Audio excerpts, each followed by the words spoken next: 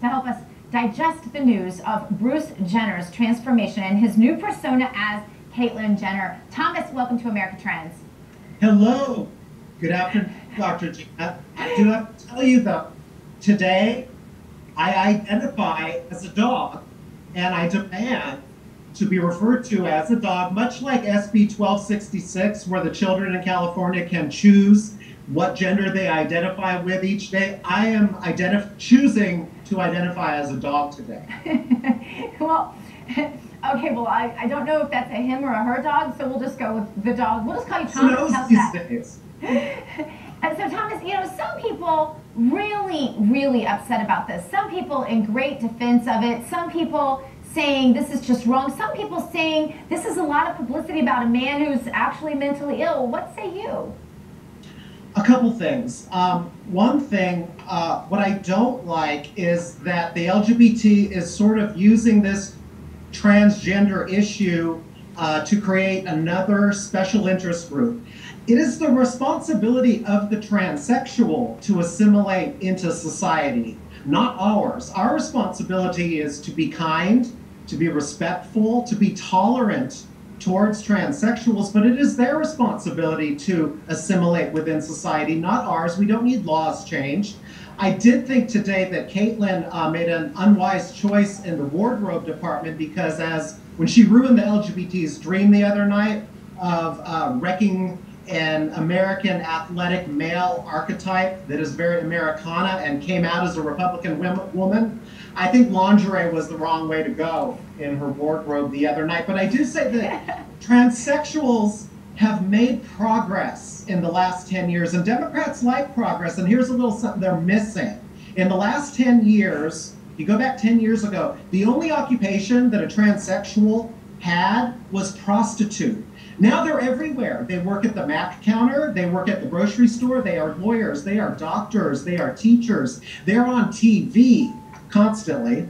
And the other thing that really I think we need to talk about, and I think it's really sad, is you and I have talked about this a lot. Remember the change in DSM-5? Yes, and the Diagnostics and Statistics Manual of the American Psychological Association. Yes, that is the book, the essential Bible of psychological diagnoses. Go ahead.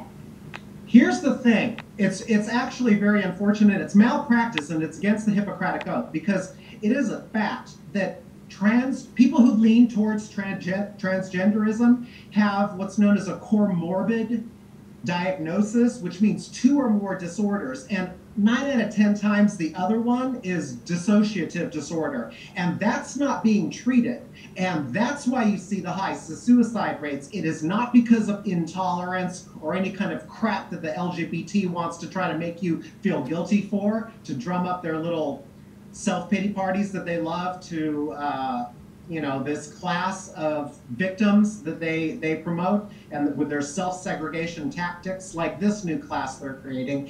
It is because they are not being allowed under DSM-5 to diagnose the comorbid, that's the second diagnosis, which is dissociative disorder, and that's not being treated. They're only treating the gender dysphoria, and they're treating it with surgery of all things. It's the only disorder that they treat with surgery. And Johns Hopkins, where Freudian slip, where the surgery was perfected, has stopped doing it because it is barbaric. What they do is they cut off the wiener and they turn it inside out, dig a hole, and put the inside out ding dong in there, and they're no longer really a man or a woman because they cannot ejaculate, they can't give birth. This is kind of Frankenstein stuff that we're talking about here. However, and meanwhile, the mental portion of this is going untreated, is your point, and I understand that. You know, not everyone said the same thing, though, Thomas. Jimmy LaSalvia said that Jenner looks gorgeous.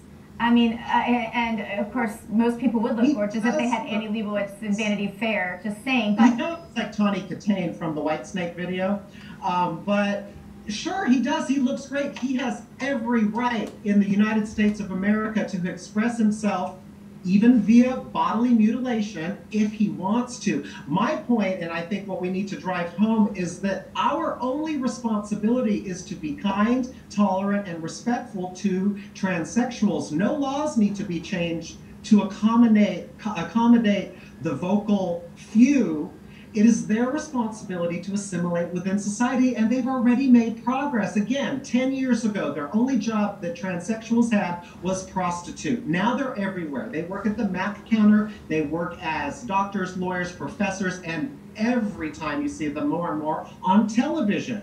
So don't tell me they haven't made progress. America is a tolerant society, or we wouldn't have had that progress over the last 10 years. Thomas, I guess the argument in the case of Caitlyn Jenner is that obviously the Jenner Kardashian company, they have plenty of money. She has probably had, I'm so confused now, more opportunity for therapy than most Americans would have if they had an issue. So undoubtedly, he's been through months or years of therapy, and yet, Thomas, he still made this decision.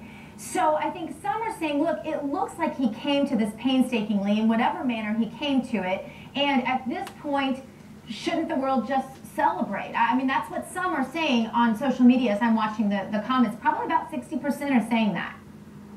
Celebrate what? That he had surgery? And that he's in drag? I mean, you know, that's great. That's great.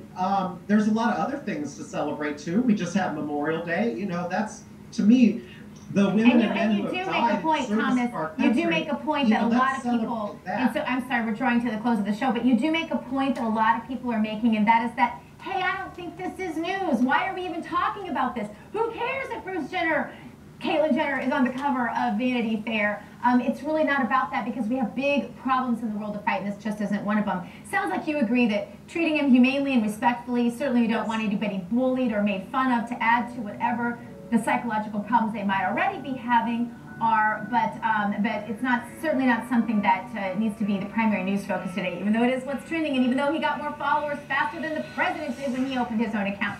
Thomas Schmidt, thank you so much for being with us. Don't forget, we want to hear from you too. Go to you2america.com, join our discussion. We'll be back in a moment with Stephen Bauer from Ray Donovan and Breaking Bad. Stay with us.